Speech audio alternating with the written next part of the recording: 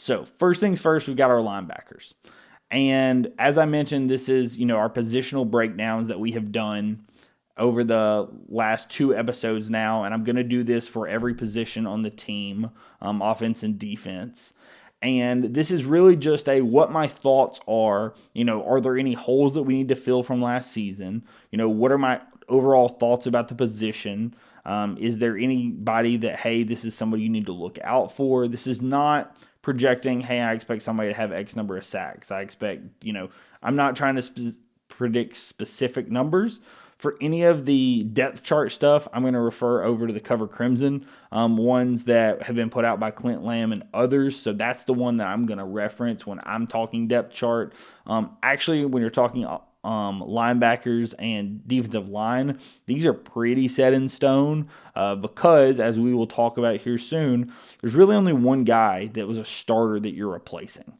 That played substantial minutes. You could consider 2 if you're talking Q Robinson as well, but really you're only replacing one guy from last season in Jahad Campbell that was an everyday starter. Obviously Tim Smith on the defensive line as well, but so you're replacing one defensive tackle, one linebacker, but these are pretty set in stone as to who I expect the day one starters to be.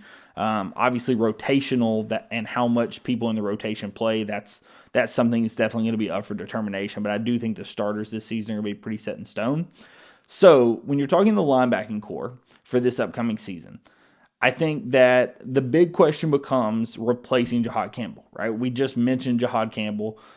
He has to be the name that you think about when you think about last season's Alabama team and the defense. He anchored the defense. Last season, Alabama had one player with over 76 tackles. So Deontay Lawson had 76 tackles. The highest tackle rate or tackles on the team was 119. So Jahad Campbell had 43 more tackles than the next highest person on the entire team.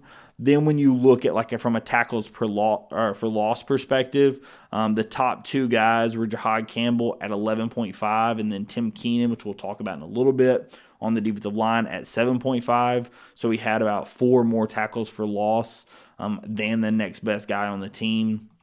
And then he also led the team in sacks. He had 5 sacks, whereas Q Robinson had 4. And then the next highest returner was Tim Keenan with 2.5, right? So that's another place that we'll kind of look at here, kind of moving forward. The big thing is Alabama did bring in an elite transfer at this position. And it is somebody that led Colorado last season. He led them in tackles and he was second on their team in tackles with 82 tackles last season, and then was second on their team in tackles for loss at 11.5. So actually the same number of tackles per loss that Jahad Campbell had last season and Nakai Hill-Green. He's a guy that I expect to move into an immediate day one starter, right? Like, you brought him in to replace Jahad Campbell. He is a day one starter. He is the guy that you hope to have anchor your defense. That's why you bring in somebody like that. That's why you bring in somebody with that level of experience, that amount of, how well he did from a tackles perspective, from a tackles per loss. I think he perfectly is going to slide into that Jahad Campbell position. Now, will he be able to have the amount of success that Jahad Campbell had and, be a first-round pick? That we will see what happens, as he kind of plays out. I think that he definitely has that potential, but I think that obviously when you're replacing a first-round pick, you can't just guarantee that the next guy is going to immediately be a first-round pick. Obviously, that's the goal. That's why you bring in somebody like that, but you just will not know until you absolutely get him in the position, have him playing games, and see what he actually looks like on the field, see his actual game speed and everything of the sort, right? I think Nakai Hill-Green is going to be really, really good, but I am curious to see kind of how he shapes for the rest of the defense. So obviously, for those of you unaware, Alabama plays a 4-2-5 defense now, mostly with Kane Womack. So, we are generally only going to have 2 linebackers standing. 3 linebackers, however, get massive play, so to speak, in our in our general team. So like last season, our top 3 tackle guys were Jahad Campbell at 119, Deontay Lawson at 76, and then Justin Jefferson at 61. Deontay Lawson is a guy, obviously, who returns from last season. He is coming back to the team and is somebody that I think will have a solid a year, obviously coming back from injury. He's somebody that, like, obviously really, really glad that he's able to come back. When you look at bringing back this defense and why I think the defense is going to be so good, and we talked about it last episode, but part of the reason why I think this defense is going to be so good is the amount of returners that you have just across the board, right? Not saying you didn't replace people, right? You replaced a defensive tackle, you replaced a linebacker, you replaced a safety. So you replaced a guy at each level of the defense. However, at every other position, you have multi-year starters. You've brought in really good transfers. You've got really good recruiting, and you've got people that have played substantial minutes, substantial snaps, substantial games that can slide just right into that role. Then, additionally, we originally thought we were going to have to replace, if we have 3 main linebackers, even though we play a 4-2-5, obviously you have that third linebacker for any time you're in a 3 linebacker set. Or, swapping people out or whatever, we thought we would be replacing that third linebacker. But with the Diego Pavia news, and actually that is one correction I have from last episode, I made the comment that Vanderbilt did not have a starting quarterback completely spaced on the NCAA ruling regarding, or the law ruling regarding the JUCO transfer. So Pavia is going to be back for this season. I know I mentioned it with the Ryan Williams news, but wanted to issue a slight correction there. But with that same ruling, Justin Jefferson, that also played in the JUCO, gets an extra season. So Justin Jefferson, that we talked about, that had 61 tackles last season, he also gets to come back and play for Alabama football.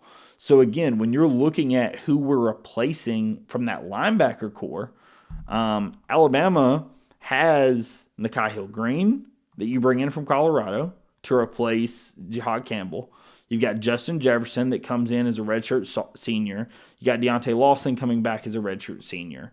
Then you have a lot of freshmen, right? Freshmen and sophomores. You've got QB Reese, Caden Jones, Luke Metz, Duke Johnson, Abdul Sanders. Quite a few guys that, we don't expect to see the field, but a lot of solid talent and recruits and stuff behind those elite guys. Those are names you're going to hear next season, probably mixed in potentially with some other transfers and stuff. But like this season, from a starting linebacking core, right, if we can stay healthy, right, obviously we need to stay healthy, but if you can stay healthy, a big 3 linebacking core, Alabama absolutely is set with some very, very, very good talent. And I think that we will be in a really good position from a linebacking standpoint this season. I think a lot of it will hinge on how good Nakai Hill-Green does in our system. Obviously, replacing Jahad Campbell. Jahad Campbell was a perfect fit for the system. So that becomes a little bit of a question, is how good does Hill-Green do? However, if he does what you expect him to be capable of, right? Or even just does what he did last season. If he did what he did last season, take Jahad Campbell off the team, he's still number 1 in tackles on our team. He's still number 1 in tackles for loss on our team just with last season's stats. That's not even having, our defense funneling to the linebacker, or, the different things that we may potentially try to do with him based on his skill set and with what Womack's defense wants to try to do, right? So I do really have a lot of high hopes when we're talking about this linebacking core. We're talking about how successful Alabama's linebackers can be this season. Like I said, does it hinge partially on the transfers? Sure. But I do think that Alabama will have a ton of success in the linebacking core this season, and it is a position, when I look at the defense, that I am very happy with what we have. Like I said, need to stay healthy because I don't think that we're as deep, right? We have 3 guys that, playing with tons and tons and tons of experience, so we will be one of the more experienced linebacking cores that in the entire country with, 2 redshirt seniors and a grad transfer, right, you're going to have an extremely old, extremely knowledgeable linebacking core. Obviously, with the youth behind them, that's going to be, as long as you can stay healthy, that's not a problem. But that is a place that you are going to definitely need to stay healthy.